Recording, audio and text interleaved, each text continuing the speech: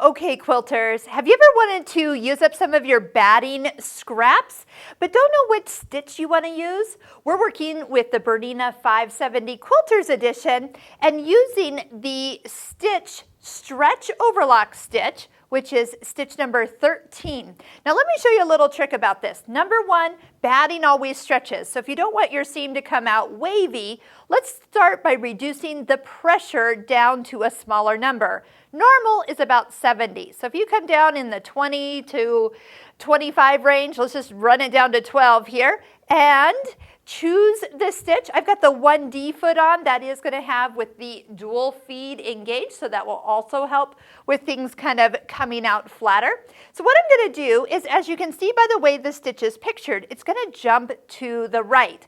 Let's overlap the batting pieces. So this is going to be helpful. So if you don't have them perfectly straight, just overlap so you have a nice, maybe a healthy half inch worth of overlap. And then this stitch is just going to compact everything as we sew. Now watch where I'm going to line it up. I'm going to put the raw edge of the top piece of batting right on the inside toe of the right toe. So then that way, as this jumps over the edge to the right, it's kind of catching all of it. It's securing it together and it's flattening out these two pieces of batting.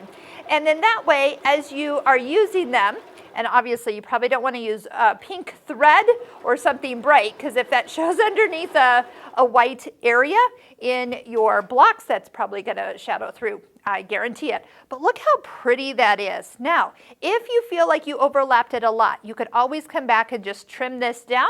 But honestly, this is one of my favorite ways to seam batting pieces together, having a nice finished look. And again, look how flat it is. So for those of you who do save some of your smaller pieces of batting in hopes for you to use them in the future, this is my favorite stitch to use for sewing them all together.